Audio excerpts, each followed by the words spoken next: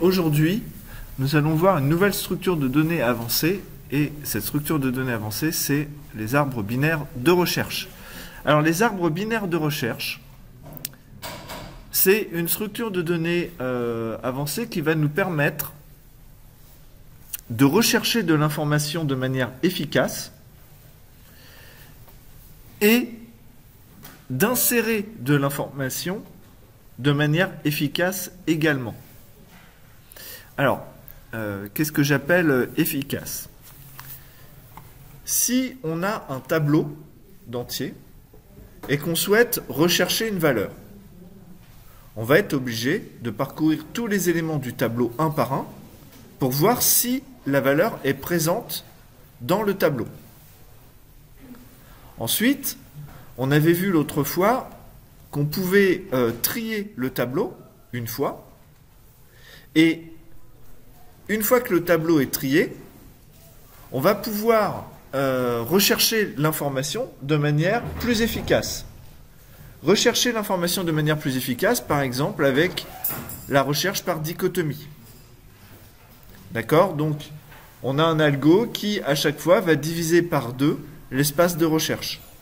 C'est-à-dire que le nombre de tests qu'on va devoir effectuer, le nombre des opérations qu'on va devoir effectuer, va être, grosso modo, de l'ordre de log 2 de la taille du tableau.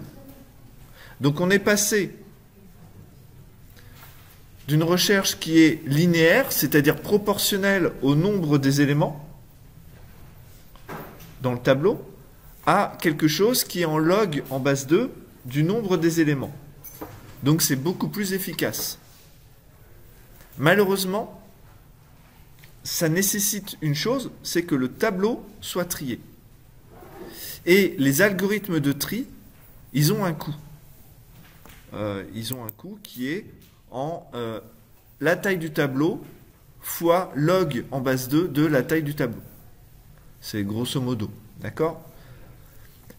Retenez juste que trier un tableau, ça a un coût qui n'est pas neutre. Même si c'est très rapide, même si nos ordinateurs sont très puissants, trier un tableau, c'est un coût qui n'est pas neutre. Et donc, d'un côté, on a la recherche d'une information qui se fait en parcourant tout le tableau. De l'autre, on a une recherche qui est plus efficace, mais qui nécessite d'avoir trié au préalable le tableau. Maintenant, imaginez, on a un tableau d'entier qui est trié. Et je souhaite insérer une nouvelle valeur. Comment est-ce qu'on va pouvoir faire pour insérer cette nouvelle valeur? On va être embêté parce que concrètement, on va devoir trouver l'emplacement où mettre cette valeur. Donc ça peut se faire par dichotomie, par exemple. Mais ensuite, on va devoir décaler tout ce qui est à la fin du tableau, tout ce qui est après cette valeur-là, pour pouvoir la placer. Vous êtes d'accord? Et ça, imaginez que la valeur qu'on place dans le tableau soit plus petite que toutes les autres valeurs. On va la mettre dans la première case du tableau. Et donc, vous allez devoir décaler d'une case toutes les valeurs qui sont présentes dans votre tableau.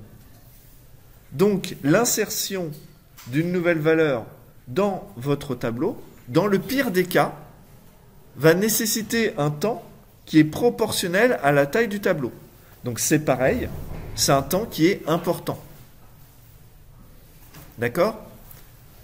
Donc là, vous voyez, je vous propose une solution pour rechercher efficacement l'information, mais de toute manière, cette solution-là n'est pas formidable si on souhaite également insérer de l'information. Or, vous imaginez bien que quand on va réaliser un véritable logiciel, on a de l'information qui va arriver et qui va devoir être stockée, et on va devoir utiliser cette information stockée pour faire des recherches dedans. Donc, il faut à la fois être efficace dans le stockage, dans l'insertion de nouvelles données, et il faut être efficace dans la recherche. Alors, vous voyez que c'est un peu compliqué parce que... voilà. Alors, on va voir donc une nouvelle structure de données avancée qui va nous permettre d'insérer des nouvelles données assez facilement, en un temps qui est très raisonnable, et qui va nous permettre de récupérer, de rechercher de l'information, également de manière raisonnable. Alors, un arbre binaire, attendez, je vais vous faire un petit schéma.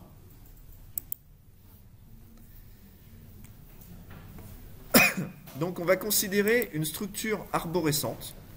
Donc, si vous voulez, on a une donnée qui va initialiser votre structure de données avancée. D'accord? Alors, on va mettre une valeur, par exemple, on va mettre la valeur 10 dans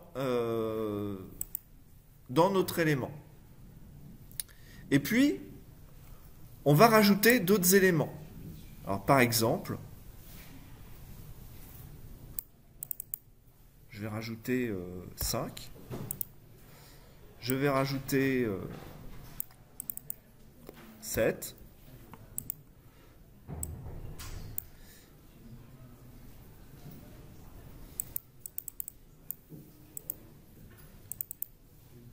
Et puis, on aura des liens.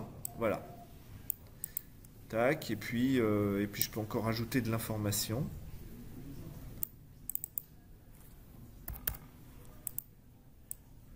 Alors, ce que vous voyez là, c'est une structure arborescente. Une structure arborescente, c'est-à-dire on va avoir un nœud qui contient une information et qui peut avoir des enfants. D'accord? Donc des liens vers d'autres nœuds, en fait. Et ces nœuds peuvent également avoir des liens vers d'autres nœuds. C'est une généralisation des listes chaînées. D'accord? Ce qu'on avait vu jusqu'à présent, c'était une liste chaînée qui permettait d'avoir comme élément suivant un autre élément du même type. Et bien là, on va pouvoir avoir une liste d'éléments qui suivent. D'accord? Donc là, le 10 a pour successeur le nœud qui contient la valeur 5 et le nœud qui contient la valeur 7. D'accord? Alors, lorsque le nombre de successeurs est au plus 2, donc soit 0, soit 1, soit 2, alors on va dire que c'est un arbre binaire. D'accord? Parce qu'au maximum, on a 2 successeurs. Alors, construire un arbre binaire, ça se fait assez facilement. D'accord? On va définir une structure. Donc, struct nœud. On va enregistrer une information, donc valeur. Et puis, on va avoir au maximum, si on fait une structure binaire, au maximum 2 successeurs. Donc je vais faire un struct nœud étoile successeur 1 et puis un struct nœud étoile successeur 2. D'accord? Et puis je vais faire un type def struct nœud en arbre binaire. Voilà. Donc là, j'ai défini ma nouvelle structure. Et pour le moment, bon, je ne l'initialise pas. On verra un petit peu après ce qui va se passer. D'accord? Alors, quand on a un arbre binaire, vous imaginez bien les fonctions de l'interface. On va avoir une fonction qui va nous créer un arbre qui initialement sera vide. Donc en fait, ça va juste être un arbre, un pointeur qui vaut nul. Ça, c'est direct. Ensuite, on va avoir une fonction qui va nous permettre d'insérer un élément. On va avoir une fonction qui va nous permettre de rechercher un élément. Éventuellement, on peut avoir une fonction qui nous retourne le nombre des éléments. Bref, on a toutes les opérations qui vont nous permettre de manipuler l'information qui va être présente dans notre arbre. Alors, on a un arbre binaire, donc c'est bien. Mais vous avez vu que les structures de données avancées, là où elles sont puissantes, c'est qu'elles enregistrent l'information d'une certaine manière, et qu'on va exploiter cette manière pour améliorer l'efficacité de nos fonctions de l'interface. D'accord? Et donc là, ce qu'on va dire, c'est qu'on va imposer un ordre relatif des nœuds dans la hiérarchie qui se crée avec l'arbre binaire. Alors par exemple, ce qu'on va dire, c'est qu'on va distinguer les nœuds qui vont à gauche de l'arbre et les nœuds qui vont à droite. D'accord? Donc on aura pour le sommet 10, on va avoir deux enfants, le fils gauche, le sommet 5, et le fils droit, le sommet 7. Et on va imposer une chose, c'est que tous les enfants, tous les nœuds qui sont présents dans le sous-arbre gauche du sommet 10 doivent avoir une valeur qui est inférieure ou égale à la valeur du nœud. Donc, là pour le moment c'est faux. Là pour le moment c'est pas ce que j'ai mis. Mais parce qu'il y a la valeur 20. Et de l'autre côté, tous les nœuds qui sont dans le sous-arbre droit devront avoir une valeur strictement supérieure à la valeur du nœud racine. D'accord? Donc là, c'est faux également parce que j'ai mis la valeur 7. Alors je vais vous remplacer les valeurs pour que ça respecte la condition que je viens d'énoncer. Donc là, on va remplacer par 0, par exemple. Voilà. Puis là, on va mettre 17. Voilà. Donc là, vous voyez, là, on respecte la condition. C'est-à-dire que tous les nœuds qui sont dans le sous-arbre gauche du sommet 10 sont bien inférieurs ou égaux à la valeur de 10. Tous les nœuds qui sont dans le sous-arbre droit ont bien une valeur strictement supérieure à 10. Cette propriété-là, elle est récursive. C'est-à-dire que le sommet 0, ici, que vous voyez, non seulement il est dans le sous-arbre gauche du sommet 5, mais il est également dans le sous-arbre gauche de 10.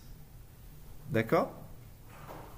Donc, on en conclut qu'il est inférieur à 10, qu'il est inférieur à 5. Alors, on peut rajouter des sommets pour montrer un peu la chose de manière un peu plus... Donnez-moi une valeur que je pourrais placer ici, s'il vous plaît. Combien? 4? Ah, raté. Raté parce que, regarde, je t'ai dit, la propriété, elle est récursive. Donc là, on est dans le sous-arbre droit, donc tu dois être supérieur à 5. Alors, au moins 6, ok. Si je mets 11, ça va? Alors, imaginez, regardez. Là, 11 est bien plus grand que 5. Et 0 est bien plus petit que 5. Mais par contre, 11 est bien situé dans le sous-arbre gauche du sommet 10. Or, 11 n'est pas plus petit ou égal à 10. Donc ça ne va pas. Toutes les valeurs qui sont situées dans le sous-arbre gauche doivent être inférieures ou égales à la racine. Et la propriété est récursive. Donc là, tu peux mettre toutes les valeurs que tu veux, allant de 6 jusqu'à 10 inclus. Ok? Donc là, par exemple, on met 8, voilà. Là, c'est correct. Ok? Bah, continuons. Là, je vais rajouter une valeur ici, et puis une valeur là.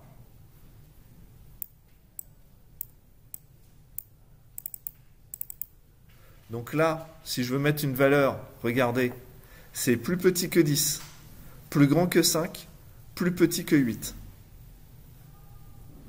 Voilà. Donc, par exemple, 6. Hop. Et là, ici, c'est plus petit que 10, parce que je suis dans son sous-arbre gauche, plus grand que 5, plus grand que 8. 9, ça va tout à fait. Voilà. Vous voyez la structure ? Alors, cette structure-là, elle est extrêmement intéressante. Parce que si je recherche une information, je vais pouvoir exploiter cette propriété de supérieur ou inférieur à la valeur du nœud que je suis en train de considérer. Et ça va me permettre de décider si je vais à droite, dans le sous-arbre droit, ou dans le sous-arbre gauche. Et donc, tout comme la dichotomie, on va, on l'espère, diviser notre espace de recherche par 2, ce qui va nous permettre de rechercher l'information de manière efficace. Voilà. Alors, on va continuer. Je vais construire un peu un arbre un peu... Voilà. Donc là, je vais mettre 12.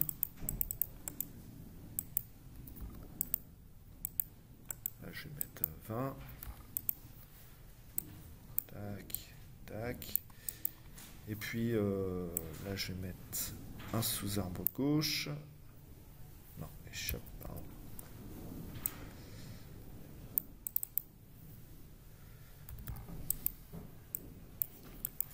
Voilà, hop, je replace un peu mieux mes sommets. Voilà.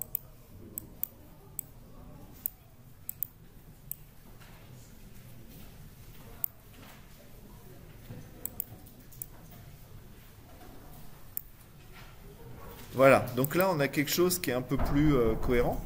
Alors, maintenant je vais rechercher la valeur. Allez, la valeur 9, je veux savoir si elle est présente dans mon arbre. Eh bien là, je vais commencer avec le premier élément de ma liste chaînée, enfin de ma structure de données avancées, l'arbre binaire de recherche. Donc, je recherche la valeur 9, et là, qu'est-ce que je vois? J'ai la valeur 10. Est-ce que c'est la valeur que je recherche? Non. Mais je sais que la valeur que je recherche est plus petite que 10. Donc, si elle est présente dans mon arbre binaire de recherche, elle est nécessairement présente dans le sous-arbre gauche. Elle ne peut pas être présente dans le sous-arbre droit. Donc, je vais limiter ma recherche à un appel récursif sur le fils gauche. D'accord? Et on recommence. Là, je considère le sommet 5. La valeur que je recherche, c'est la valeur 9. Ce n'est pas la même. Donc, je vais faire un appel récursif. Mais 9 est plus grand que 5. Donc, cette fois-ci, je fais un appel récursif sur la droite de mon arbre. J'arrive ici. Je recommence, j'ai 8, je cherche 9, je fais un appel récursif sur la droite. Bam, j'ai trouvé le sommet 9. J'ai donc fait 1, 2, 3, 4 opérations.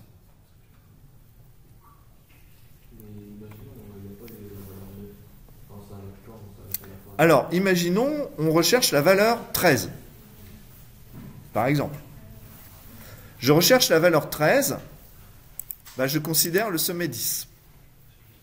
Donc, 13, c'est plus grand que 10. Ouais. Donc là, 13, c'est plus grand que 10, donc je vais dans le sous-arbre droit. Maintenant, 13, c'est plus petit que 17, je vais dans son sous-arbre gauche. 13, c'est plus grand que 12, je vais dans son sous-arbre droit. Et là, qu'est-ce que je vois? Il n'y a pas de sous-arbre droit. Donc, j'en conclus que la valeur n'existe pas dans mon arbre binaire de recherche. Donc, vous voyez que la recherche d'une information est très efficace et est très proche de la recherche par dichotomie, finalement. Alors, c'est les mêmes performances que la recherche par dichotomie si votre arbre binaire de recherche est complet. C'est-à-dire que vous avez 2 puissance la hauteur de votre arbre sommet. D'accord? C'est-à-dire que si j'avais 2 sommets, enfin un fils gauche ici, un fils droit ici, et un fils droit ici, et un fils gauche et un fils droit ici, donc j'avais mis tous les nœuds possibles jusqu'à une certaine hauteur de mon arbre, alors les performances seraient similaires à une recherche par dichotomie. Là, actuellement, c'est un tout petit peu différent, mais ce n'est pas forcément moins bon en moyenne. C'est-à-dire qu'il y aura des chemins qui seront plus longs, certes, mais il y aura quelques chemins qui seront plus courts aussi. Et donc, en moyenne, on aura les mêmes performances que la recherche par dichotomie. Voilà. Alors, si vous avez compris ça, vous avez compris une grosse partie des arbres binaires de recherche. Maintenant, ce qu'on va essayer de faire, c'est d'insérer une valeur. Ça serait intéressant de pouvoir insérer une valeur. Et en fait, l'insertion d'une valeur, il y a plusieurs méthodes. On peut insérer en tête. C'est un peu compliqué. On va voir. Ou on peut insérer en feuille. C'est le plus simple. C'est par ça qu'on va commencer. Je vais insérer la valeur 4. Voilà. Donc j'ai un nœud et je souhaite l'insérer dans mon arbre. Où est-ce que je l'insère? Oui. Il ne faut pas le mettre dans le premier arbre espace 3 parce que c'est plus grand que 10.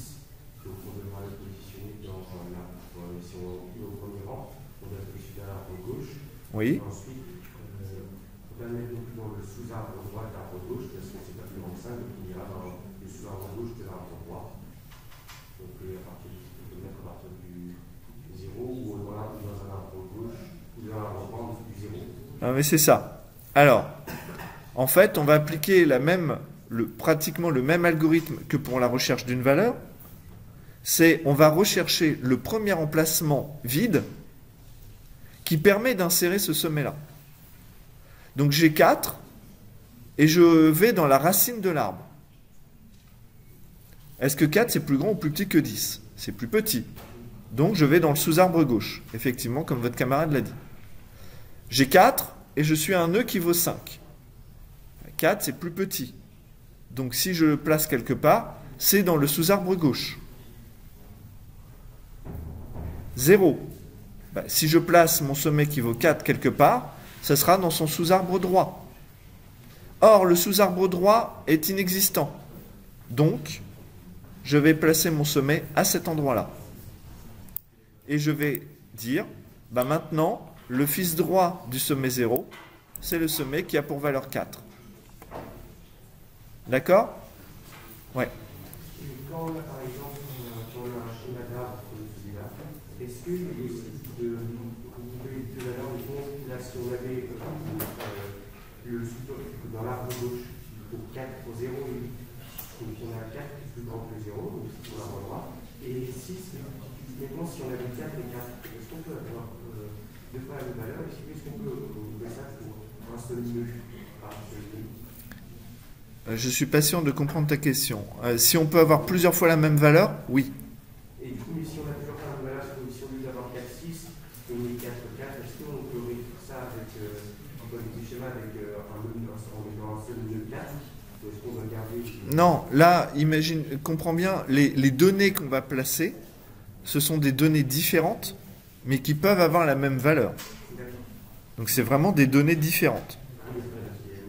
Voilà, tu peux avoir deux étudiants qui ont le même nom et le même prénom. Tu vois, tu peux avoir des homonymes, ça arrive. C'est comme ça qu'il faut le voir. D'accord? Alors, bon, la question de savoir si on peut avoir un doublon, oui. Regardez, hein. Je vais insérer... Mais alors, d'ailleurs, ils ne sont pas forcément côte à côte dans l'arbre. On va insérer la valeur 5, qui est déjà présente dans notre arbre. D'accord? Alors, j'arrive au sommet de mon arbre, j'ai la valeur 10. 5 est plus petit que 10. Je vais dans le sous-arbre gauche, je suis à 5. Et là, qu'est-ce que je regarde? Rappelez-vous, je vous ai dit, toutes les valeurs qui sont inférieures ou égales, on les met dans le sous-arbre gauche. Toutes les valeurs strictement supérieures, on les met dans le sous-arbre droit. Donc je veux insérer 5 dans un nœud qui a pour racine 5, je vais donc dans son sous-arbre gauche. J'arrive ici, 0. 5 est plus grand, donc je vais dans son sous-arbre droit, je n'ai pas le choix. J'arrive au niveau du sommet 4, 5 est plus grand, je l'insère dans son sous-arbre droit. Son sous-arbre droit est vide, je le place ici, et 5, ce nœud-là devient le fils droit du sommet 4. Donc là, vous voyez qu'on peut avoir plusieurs fois la même valeur, mais par contre, elles ne sont pas forcément situées exactement au même endroit dans l'arbre. Mais on va voir en fait que ces valeurs ne sont pas si éloignées que ça. Oui. Ah oui, il n'y a rien qui gêne. Là, si j'ai inséré la valeur 10, tu vois, bah tiens, insérons-la, hein, allons-y. Je vais insérer la valeur 10. Ah, zut, excusez-moi. Voilà, 10. Est-ce que c'est plus petit ou égal à 10? Oui, donc j'insère dans son sous-arbre gauche. C'est plus grand que 5, tac, je vais à droite. C'est plus grand que 8, paf, je vais à droite. C'est plus grand que 9, paf, je vais à droite. Ah, il n'y a pas de fils, je l'insère ici.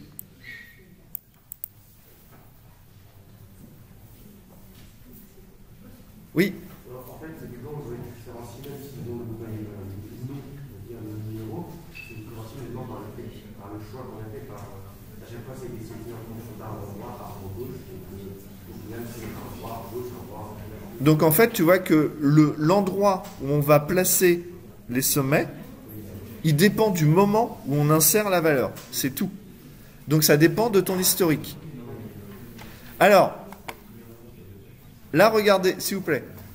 Là, votre camarade, il soulève une question qui est importante, qui est l'ordre d'insertion des éléments dans un arbre. Là, je vous ai un peu baladé. C'est-à-dire que je vous ai montré la structure de données idéale. Maintenant, imaginez que la personne qui fournisse les données ait envie de vous embêter. On va construire un autre arbre ici sur le côté. D'accord? Ça, c'est un nouvel arbre.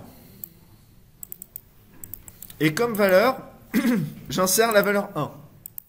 Bon. Et maintenant, la personne qui nous donne les données nous donne la valeur 2.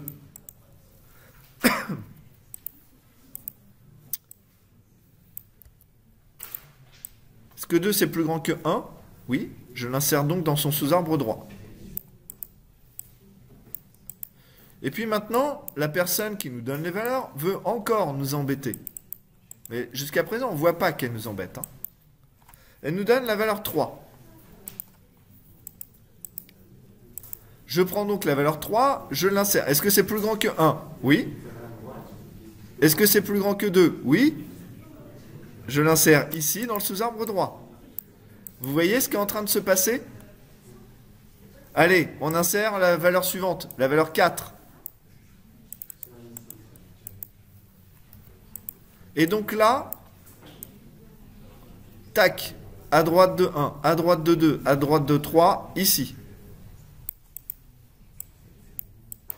Bah, on peut continuer très longtemps. Là, ce qu'on est en train de faire, c'est quoi? Une liste chaînée simple, en fait. Et maintenant, si je vais rechercher une valeur dans mon arbre, je vais avoir un nombre d'opérations qui va être proportionnel au nombre des éléments.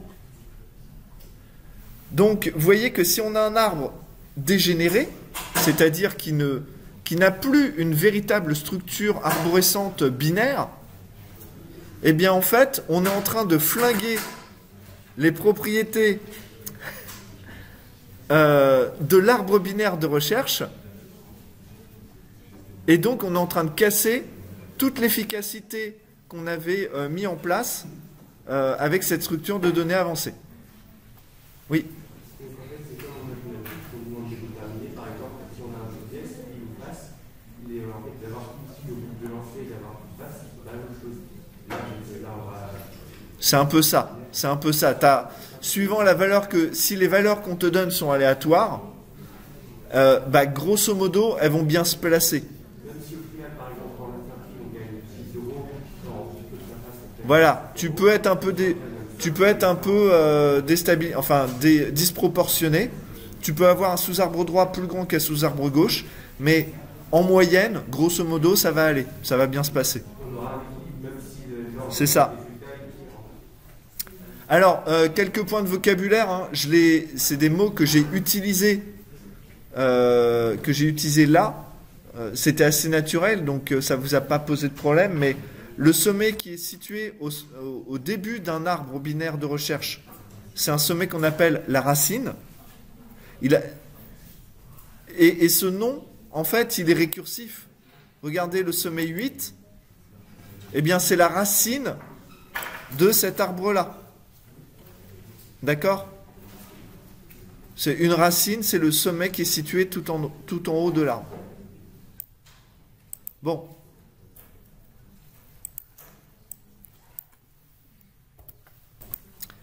On reprend la structure de données avancée que j'avais prévue, et sauf qu'au lieu d'appeler successeur 1 et successeur 2, on va les appeler fils gauche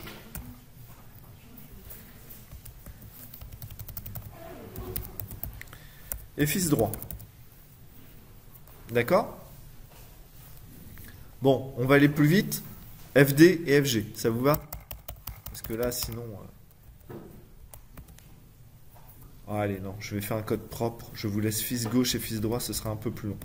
Et comme c'est un arbre binaire de recherche, c'est pas juste AB pour arbre binaire, mais ABR pour arbre binaire de recherche. Alors, l'initialisation de l'arbre, c'est très simple. On va prendre un ABR étoile A, et donc c'est un pointeur, et je le fais pointer vers nul. Au départ, nous n'avons aucun élément dans notre arbre.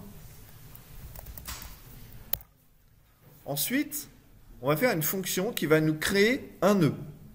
C'est l'équivalent de création maillon dans la liste chaînée.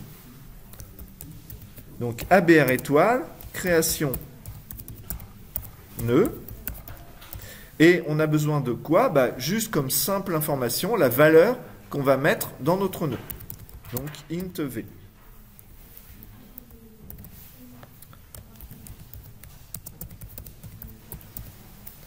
Donc ABR étoile nouveau. Nouveau égale ABR étoile malloc. Size of ABR. Donc là, j'ai alloué la mémoire pour un ABR. Et puis, je vais initialiser les différents champs. Donc, nouveau fils droit égale nul. Nouveau flèche fils gauche égale nul. Et nouveau flèche valeur égale V. Voilà, et on n'a plus qu'à retourner notre nœud qui, en fait, est un ABR avec un seul nœud. D'accord? Tout comme les listes chaînées, quand on créait un seul maillon, en fait, c'était une liste chaînée avec un élément.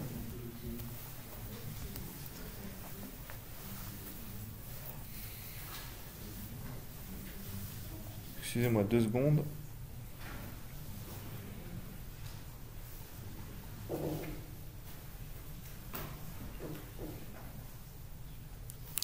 Voilà. Alors, pour avoir un arbre binaire sympathique, de quoi avons-nous besoin? On a besoin d'insérer les éléments dans un arbre binaire existant. Faisons ça. Donc, insertion en feuille. C'est plus simple. Donc, on a un ABR arbre et un ABR étoile nouveau. D'accord? On va recevoir un nœud simple qu'on va insérer en feuille d'un arbre déjà existant. Alors, on va faire un premier cas de base. Là, regardez, j'ai initialisé mon arbre à nul. Donc, le premier truc à faire, c'est de vérifier si l'arbre n'est pas nul. Si l'arbre vaut nul, si le pointeur qu'on a vaut nul, ça veut dire quoi? Ça veut dire que j'ai 0 élément dans mon arbre. Donc insérer un nœud dans un arbre vide, ça revient à retourner le nœud. Donc si arbre vaut nul, alors je retourne nouveau. D'accord? Voilà. Sinon, qu'est-ce que je fais? Alors, on va comparer les valeurs pour savoir si on l'insère à gauche ou à droite. D'accord? Donc, si arbre, flèche... Ah, pourquoi il ne m'a pas mis... Donc, si arbre, flèche, valeur est inférieur ou égal à nouveau flèche, valeur, alors je vais insérer récursivement à gauche.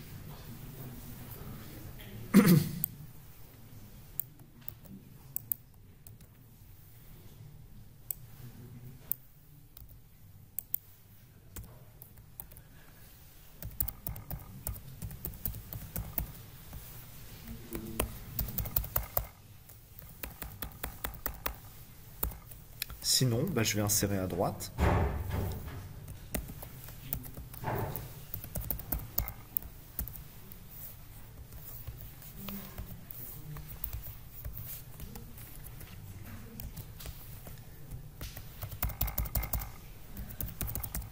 Alors, bien sûr, là, ce que je suis en train de faire, c'est pas du tout terminé.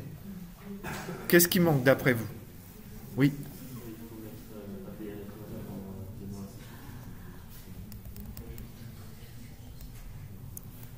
Où ça?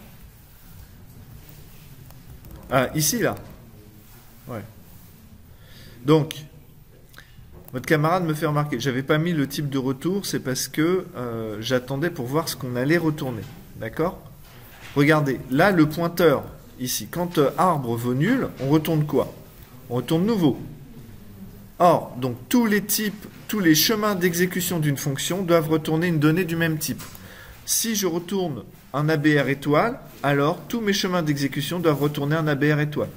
Donc le type de retour de ma fonction ici, c'est ABR étoile. Ça, on est d'accord. Mais ça veut dire quoi? Maintenant qu'on a fait ça, ça veut dire que tous mes chemins d'exécution doivent retourner un ABR étoile. Quand je suis ici, je dois retourner un ABR étoile. Qu'est-ce que je viens de faire là? Ici, il nous manque une opération. Rappelez-vous quand on insère un élément dans une liste chaînée. Oui. Voilà, c'est ça. Là, on vient d'insérer un élément. Et vous avez vu que, potentiellement, on va changer l'adresse du premier maillon d'un arbre. Quand l'arbre est vide, on va retourner l'adresse de nouveau. Donc ça veut dire que l'adresse du premier élément d'un arbre peut changer. Donc il ne faut pas l'oublier, parce que si on n'a pas l'adresse du premier élément de l'arbre, on ne peut pas parcourir l'arbre par la suite. Donc, regardez, là on va insérer nouveau dans le fils gauche. Ça veut dire que l'adresse du premier élément du fils gauche peut changer. Donc, arbre, flèche, fils gauche est égal à insertion en feuille de arbre, flèche, fils gauche, virgule, nouveau. Ici, on va voir la même chose.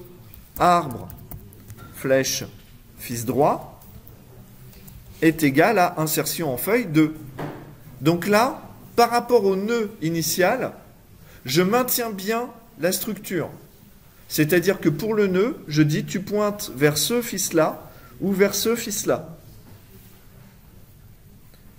Et maintenant, très important, il faut retourner l'adresse du nœud courant.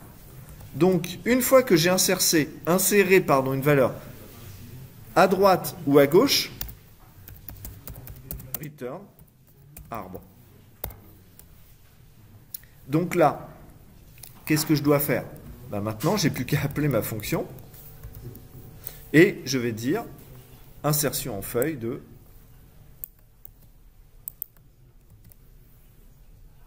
donc A égale insertion en feuille de A. Et ici, ça va être création nœud.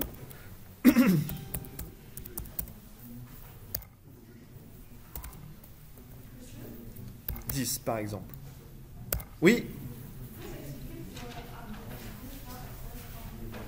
À cet endroit? Oui, je vais réexpliquer. Bon, ça plante pas, c'est déjà une bonne nouvelle.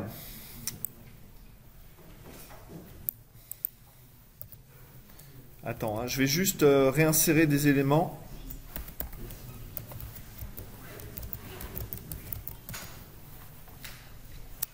Et je vais insérer, donc dans l'ordre, 5, 17.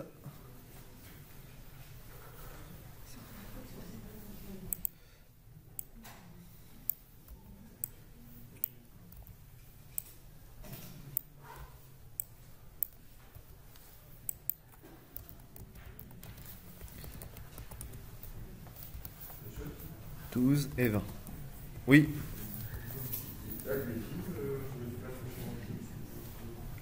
La fonction insérée? Oui.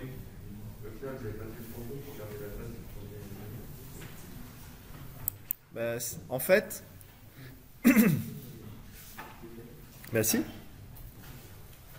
C'est arbre, le premier élément. Et lui, tu ne le modifies jamais. Ce que tu modifies, c'est, en fait, ce que tu modifies, c'est le fils gauche ou le fils droit.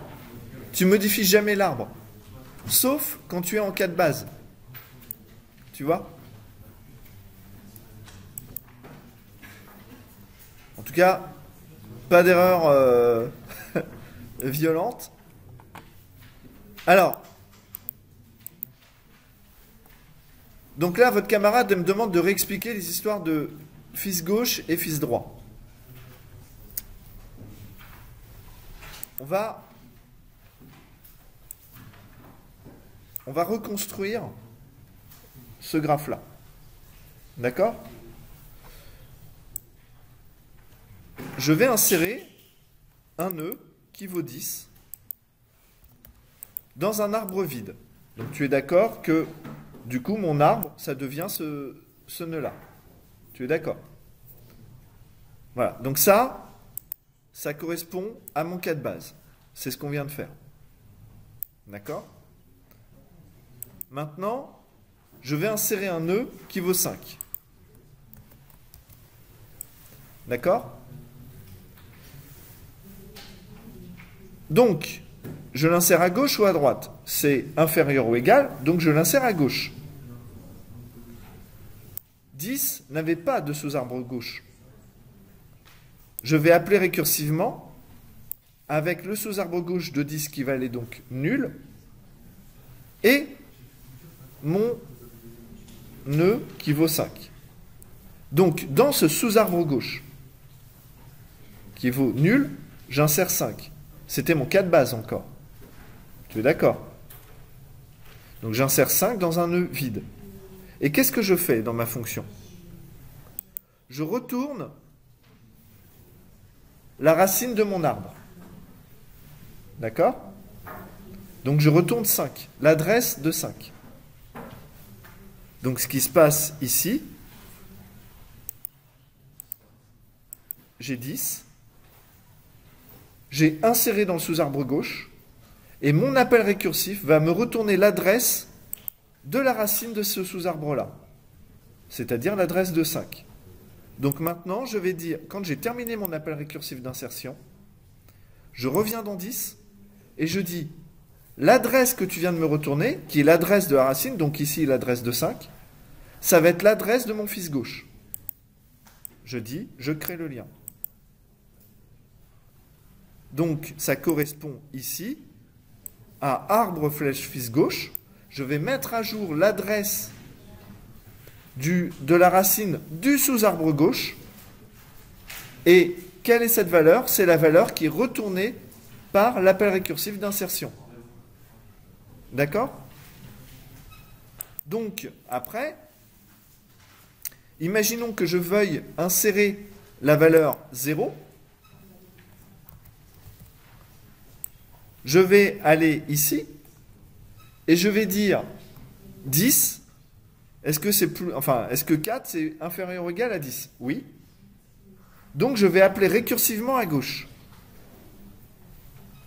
Mais quand tu regardes mon code, je dis que arbre flèche fils gauche égale le résultat de l'insertion.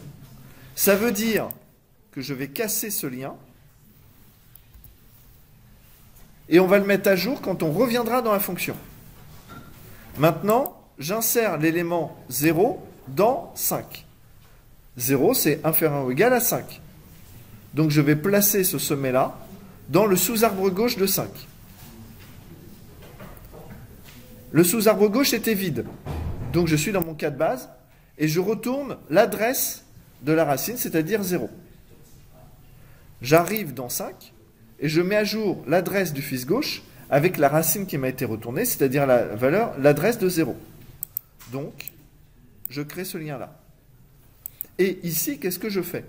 Je retourne la racine de ce sous-arbre-là. La racine de ce sous-arbre-là, c'est quoi? C'est 5. C'est l'adresse de 5. Donc, je retourne l'adresse de 5. J'ai terminé mon appel récursif et je retourne dans la fonction qui m'avait appelé.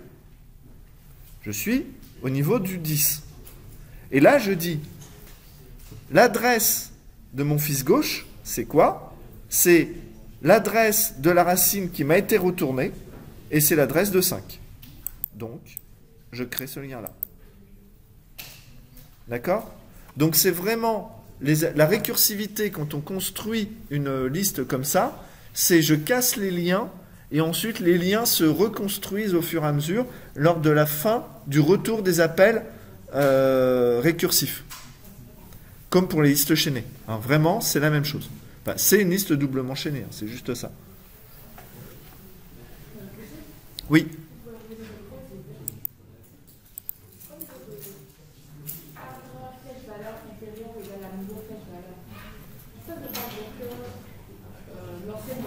Non, pardon, oui, c'est supérieur ou égal ici. Attends. C'est si la valeur de l'arbre est plus grande que le nœud que j'insère, que la valeur du nœud que j'insère, alors j'insère à gauche. Excuse-moi, je me suis trompé de sens.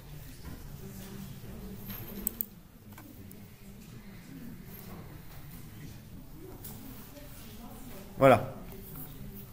Là, c'est bon. Heureusement que tu veilles au grain.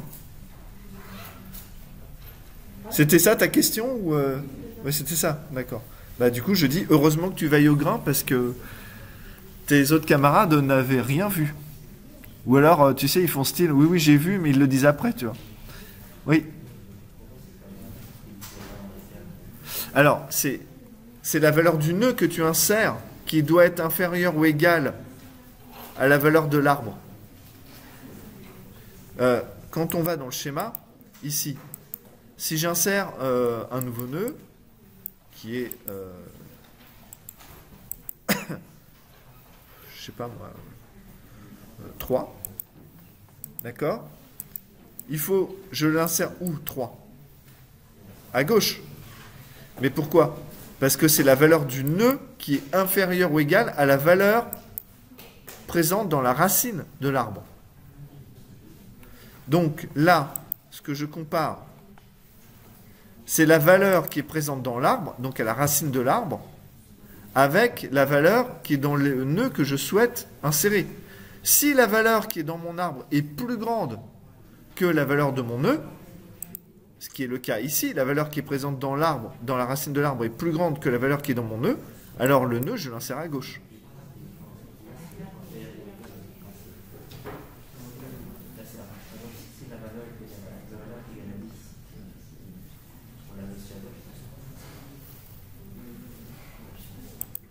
Là, si c'est la valeur est supérieure ou égale, attends, Ah, je me suis pris les pieds dans le tapis, hein, désolé. Si la valeur de l'arbre est supérieure ou égale, alors je l'insère à gauche, effectivement. Voilà, là on est bon. C'est bon. Ouais. Non, mais je l'ai mis à l'envers de ce que je fais d'habitude. D'habitude, je mets d'abord le nouveau flèche valeur. Et du coup, ça m'a perturbé, je suis désolé. Et, bah ouais, non. Tout de suite, c'est la grosse galère. Hein. Dès qu'il y a une petite modif comme ça, bon. Bah écoutez, de toute façon, on va vérifier. Il y a une erreur, potentiellement. On va vérifier et donc il faut afficher l'arbre. Comment peut-on afficher un arbre binaire de recherche d'après vous? Alors, ouais, voilà, on va le faire avec du printf, parce qu'on n'a pas trop le choix là pour le moment. Mais vous imaginez bien... Ouais, attends, on pourrait générer le code qui dessine ce truc-là. Mais on n'a pas que ça à faire. On est d'accord? Donc on va essayer d'aller vite. Alors, on va afficher récursivement les choses. Alors comment on va faire? En fait, pour afficher la structure de l'arbre, si on affiche juste les valeurs, on va avoir un problème. Parce que on ne saura pas si un élément est dans le sous-arbre ou à la racine, ou on sait juste que les éléments vont se suivre. Donc on va afficher des parenthèses. Les parenthèses, elles vont délimiter un triplet. Fils gauche, valeur, fils droit. Ok? Et ça, on va appeler récursivement. Ce qui fait que quand on va afficher le fils gauche, on va encore mettre des parenthèses. Fils gauche, valeur, fils droit. Et donc, d'un point de vue récursif, la forme des parenthèses, l'emplacement des parenthèses, va représenter la structure de notre arbre. Alors, void, affichage, ABR, étoile, arbre.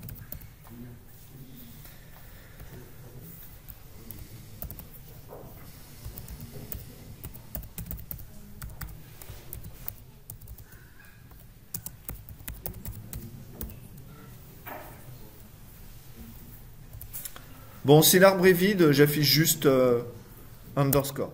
D'accord? Il sera vide. Sinon, ce que je veux, c'est afficher ça, le sous-arbre gauche, la valeur, le sous-arbre droit, parenthèse. C'est ça que je veux afficher. D'accord? Alors, ici, la valeur, on la connaît. %d, et je vais mettre arbre, flèche, valeur. Ce que je veux, c'est afficher le sous-arbre gauche avant. Donc, je vais faire un appel récursif sur le sous-arbre gauche pour l'afficher avant d'afficher la virgule, le pourcent, tout ça. Qu'est-ce que ça va nous donner? Printf, tac, tac. Hop, j'affiche juste la parenthèse ouvrante. C'est ce que je voulais ici. Là, je vais appeler récursivement à gauche.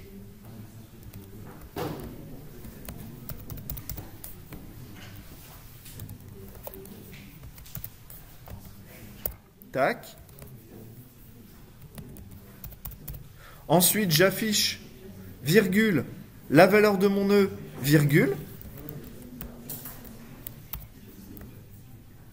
Là, maintenant, j'affiche récursivement le fils droit.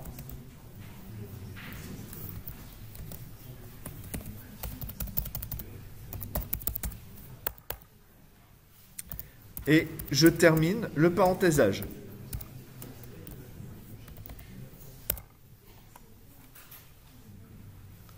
Vous voyez ce qui va se passer? Vous êtes convaincu ou pas? Pas du tout.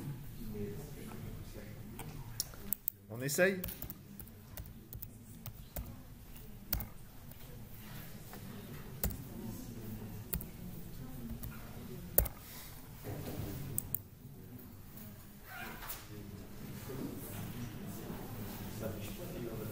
Vous le voyez? L'arbre? Regardez. Regardez bien. Attendez. Bon, attendez, ça je le vire.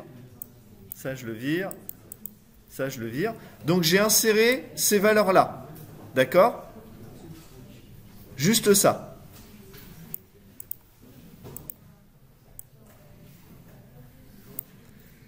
Alors, si vous regardez bien, j'ai quoi? Parenthèse qui ouvre, c'est un triplet qui va apparaître. Je vais afficher un fils gauche. Ensuite, le nœud. Donc, ça, c'est au milieu, ça va être la valeur de ma racine. 10. Et un sous-arbre droit. Si on regarde le sous-arbre gauche, qui est donc le fils gauche de 10, c'est quoi? Une parenthèse, donc on ouvre un triplet qui se termine ici. Je vais avoir un sous-arbre gauche, la valeur 5, et un sous-arbre droit. Bon, 5 a comme sous-arbre gauche quoi? 0, et puis j'ai mis aucun sommet en dessous, donc j'ai bien nul et nul. D'accord? 5 ensuite a comme sous-arbre droit la valeur 8, et puis rien en dessous, parce que j'ai rien mis d'autre. Ensuite, donc on revient, on a vu bien notre valeur 10 qui était là. Et le sous-arbre droit, ça va être 17, en sous-arbre gauche 12, et en sous-arbre droit 20. Vous le voyez là?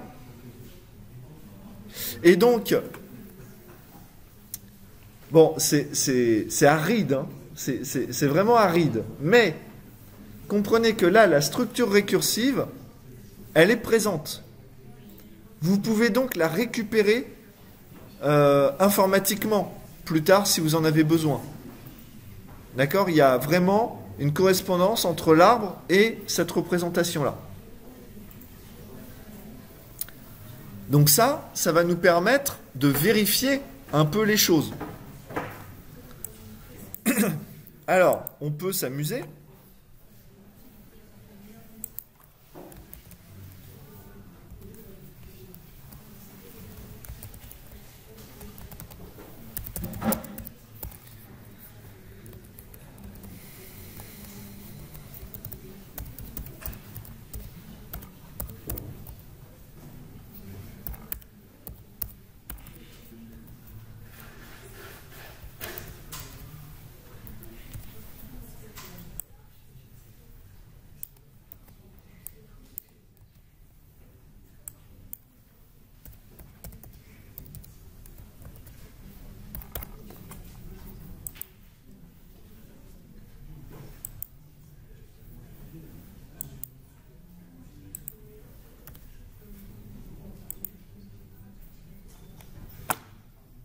Bon.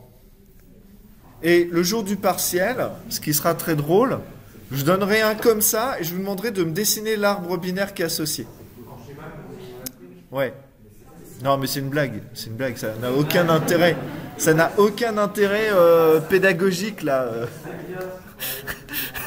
Parce qu'alors, va trouver le bon truc. Tu vas te mettre à compter les parenthèses ouvrantes et les parenthèses fermantes et puis tu vas arriver au milieu et puis non, mais quelle horreur. Mais là, bon, si on met que 5 valeurs pour bien se rendre compte, tu vois, on a vraiment un arbre. Là, la racine, c'est 1. Il a comme sous-arbre gauche 0. Comme sous-arbre droit, il a la valeur 7, qui n'a pas de sous-arbre gauche, qui a un sous-arbre droit dont la valeur est 14, qui a un sous-arbre gauche qui est 9. Voilà. Ok. Bon, on a un arbre binaire, on arrive à l'afficher, donc on peut insérer des éléments et on peut... voilà, on arrive à insérer des éléments, on arrive à afficher notre arbre. Donc maintenant, ce que je vais vous demander, c'est de me concevoir la fonction qui va rechercher si une valeur est présente ou pas dans l'arbre. Alors, avant de la concevoir, posez-vous la question de qu'est-ce que la fonction va devoir retourner. La question, est-ce que la valeur x est présente dans mon arbre? Ça appelle une réponse qui est soit oui, soit non. Donc on pourrait retourner 1 ou 0. Mais, si on trouve la valeur, ça veut dire qu'on connaît la racine, enfin l'adresse du nœud dans lequel se trouve la valeur. Donc, plutôt que de retourner oui ou non, on peut retourner l'adresse du nœud où se trouve la valeur, et si la valeur n'est pas présente dans l'arbre, on retourne nul.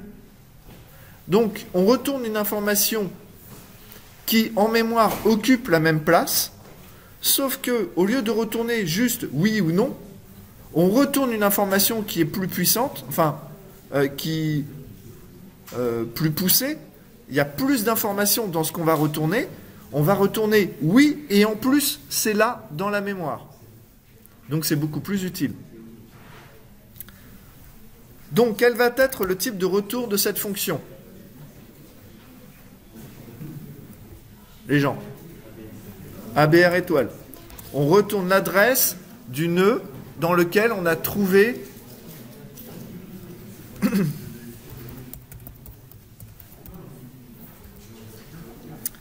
Alors, ensuite, on a besoin de quoi en paramètres?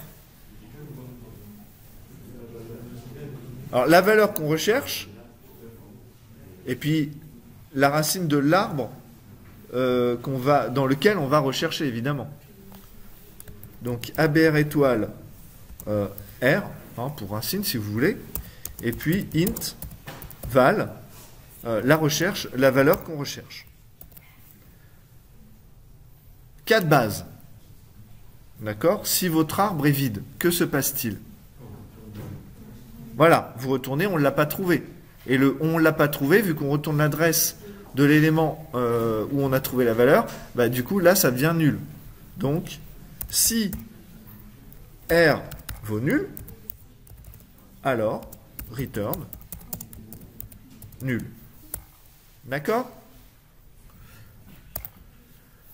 Si vous êtes dans un arbre qui n'est pas vide, vous allez comparer la valeur que vous recherchez avec la valeur du nœud actuel. Si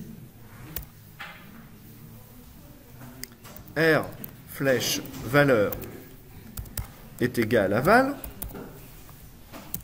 on retourne R. C'était le deuxième cas de base. Et maintenant, il n'y a plus qu'à tester si la valeur est inférieure ou supérieure. Donc si, et cette fois-ci, je vais essayer de ne pas me tromper, si val inférieur, alors strictement, parce que si c'était égal, on serait sorti dans l'étape d'avant. Hein. Donc si val est inférieur à R flèche valeur, alors on appelle récursivement. Et l'appel récursif va retourner l'adresse ou nul de l'élément qu'on recherche. Donc, il faut aussi qu'on propage ce retour, et donc return, rechercher, de R flèche, rechercher de R flèche fils gauche et val.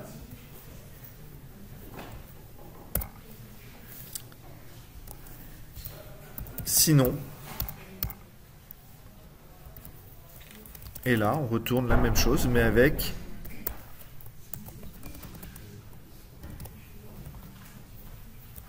R flèche fils droit de val. Vous voyez que la fonction, elle est presque triviale. On va juste propager.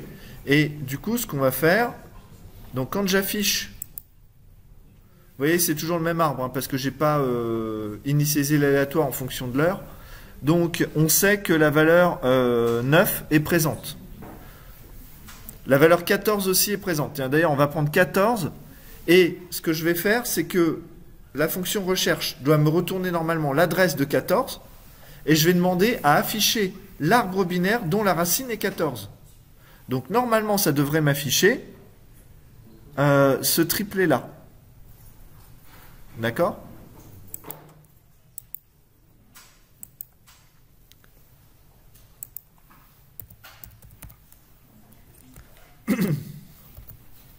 TMP égale rechercher. Donc, dans l'arbre A, et je recherche la valeur 14. Et ensuite, affichage de TMP. Juste affichage, je vais sauter une ligne au départ. Ah bah non, je peux pas. Je peux pas sauter de ligne dans affichage, donc je vais le faire ici, pardon.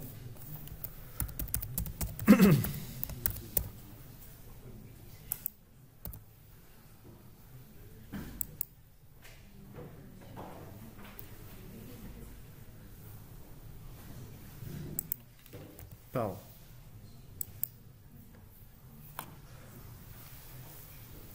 Et donc vous voyez qu'on a recherché une valeur, ça nous a retourné l'adresse d'un nœud quand on trouve la valeur. Donc ce nœud, je peux l'afficher avec notre fonction d'affichage, et donc ça affiche le nœud et tout son sous-arbre. Et là, vous voyez que ça fonctionne parce qu'on a trouvé la valeur 14. Voilà. Si, au contraire, je mets une valeur qui n'existe pas, 13,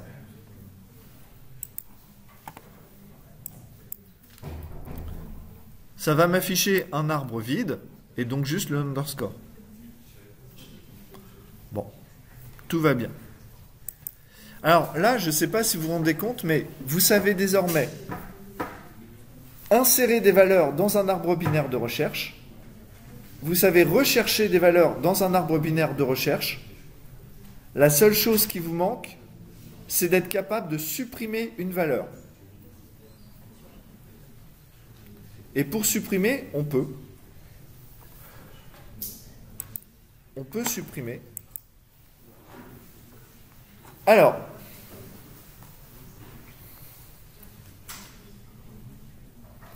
il y a un moyen pas trop compliqué de supprimer une valeur. Il faut respecter un peu les propriétés qui sont déjà existantes dans l'arbre binaire de recherche. Admettons que je souhaite supprimer la valeur 5. D'accord ? Donc, ce qui va se passer, c'est que je vais perdre ces liens-là et j'enlève mon sommet ici. D'accord ? Donc, j'avais 5 qui étaient là, qui pointaient vers 0 ici et vers 8 ici. Alors, attendez, pour l'exemple, je vais juste supprimer ce sommet-là, ce sera plus simple. Donc, j'avais 5 qui étaient là, qui pointaient vers 0 et qui pointaient vers 8.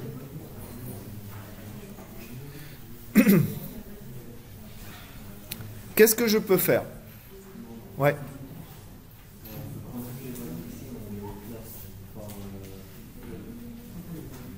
Alors, on pourrait réinsérer toutes les valeurs en feuille, mais là, il y a beaucoup plus efficace, quand même.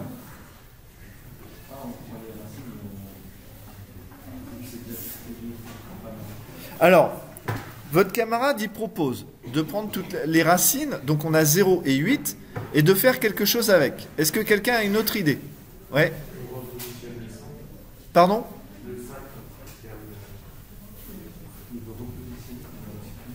J'ai pas compris. Le 5, on le supprime justement. Donc le 5 n'est plus là. Que fait-on? Alors bon, évidemment, il n'est pas encore supprimé. Hein. On peut l'utiliser voilà, pour faire des choses. Mais que fait-on pour le supprimer?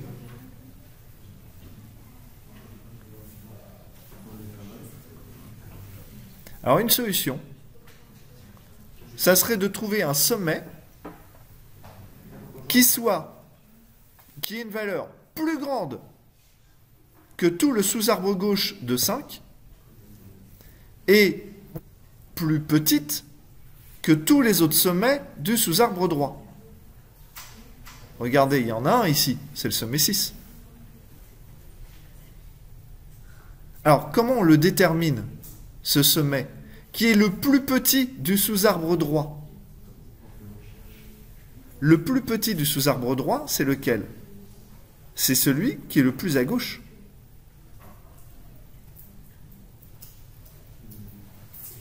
On va aller dans le sous-arbre droit de 5, et ensuite on va aller fils gauche, fils gauche, fils gauche, fils gauche, jusqu'à ce qu'il n'existe plus de fils gauche. Là, on trouve 6. Donc regardez, quand on va virer 5, on prend le plus petit, qui est, du coup, c'est son petit... Enfin, on va considérer son sous-arbre droit, et on prend le plus petit du sous-arbre droit, c'est-à-dire celui qui va être le plus à gauche. Donc, je vais casser ce lien-là. Tac. Et maintenant, je recrée les liens. Et là, oh, ça marche. Ah ouais, bah vous le coderez ça. C'est une des dernières fonctions que vous allez coder en TD. Mais je vous présente juste l'algo, l'idée, d'accord? Alors bien sûr, là je vous arnaque parce que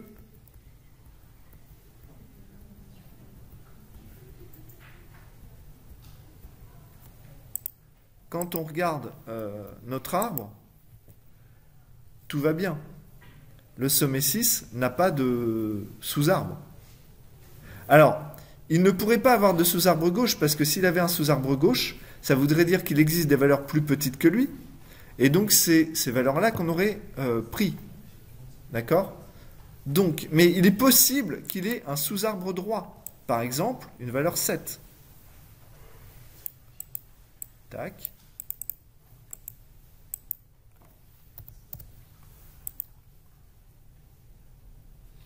Donc, là, maintenant, si je recommence mon opération, qu'est-ce qui va se passer? Parce que le 7 va nous embêter. Parce que quand je vais dire, bon, bah, je prends le plus petit du sous-arbre droit, bon, bah, on sait le déterminer, c'est 6 parce qu'il suffit d'aller à la racine du sous-arbre droit et faire fils gauche, fils gauche, fils gauche, jusqu'à ce qu'il n'y ait plus de fils gauche. Ça, c'est facile. On arrive ici. Et là, on va donc casser ce lien. On va supprimer effectivement le sommet 5. Donc je casse ces liens-là.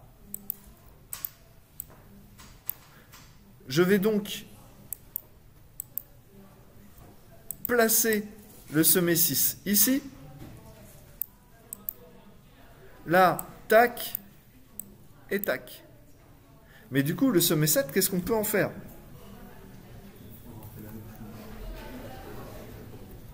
Bah en fait, voilà.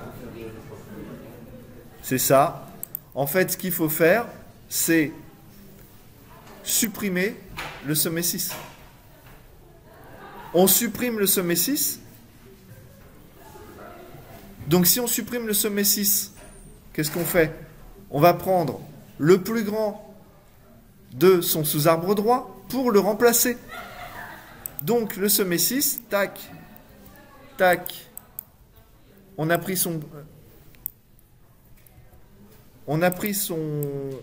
la valeur la plus petite de son sous-arbre droit, c'est-à-dire 7, qui le remplace dans l'arbre là où il était.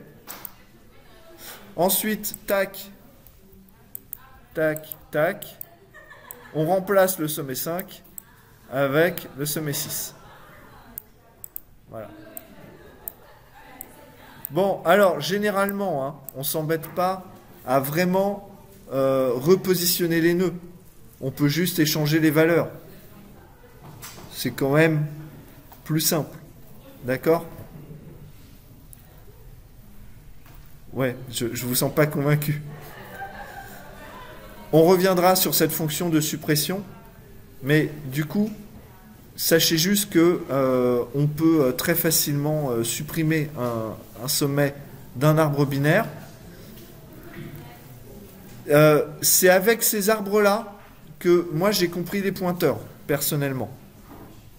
Parce que, vous voyez, vous avez des fils gauche, des fils droit, suppression, on va enlever un nœud, on va en remettre un. Et c'est vraiment cette manipulation-là, j'ai essayé de le coder par moi-même, voilà, il y avait un bug, j'effaçais tout, je recommençais from scratch, tac, je recommençais, et en fait c'est là que j'ai compris les pointeurs et que j'ai eu mon déclic, moi, personnellement. C'est là que ça m'est arrivé. Donc je me souviens. Oui. Est-ce qu'il y a un terme comme ça? Parce que là, si tout à l'heure, vous avez présenté un arbre, il manquait par exemple un pistou qui avait fait les pistes droits. Ouais. Est-ce qu'il y a un terme, comme dans la mathématique, qui peut représenter ça ou on est tout juste par exemple en... Alors, ce que tu veux savoir, c'est s'il existe un terme pour désigner un sommet d'un arbre binaire qui n'aurait qu'un seul fils? Non. Non, il n'y en a pas parce qu'il n'y a pas besoin. Enfin, là, pour le coup, je vois pas à quoi ça nous servirait. La racine, ça nous sert parce que ça permet de désigner le premier sommet d'une arborescence. Et ça, on est tout le temps en train de le manipuler. Après, t'as aussi des... On peut parler d'ancêtres, tu vois. Voilà, le plus grand, enfin le plus vieil ancêtre, le grand-père, on peut faire toute la généalogie, hein, si tu veux, mais par contre, il n'y a pas de vocabulaire pour désigner juste un sommet qui possède un seul sous-arbre. Par contre, il y a un mot pour désigner un sommet qui n'a aucun enfant. Et là, on est dans un arbre, c'est le dernier élément de l'arbre, donc c'est une feuille. Voilà, parce que regardez, ça c'est la racine. Retournez-le et vous allez vers les feuilles, vous voyez, c'est un peu imagé, mais bon, c'est une structure arborescente. D'accord?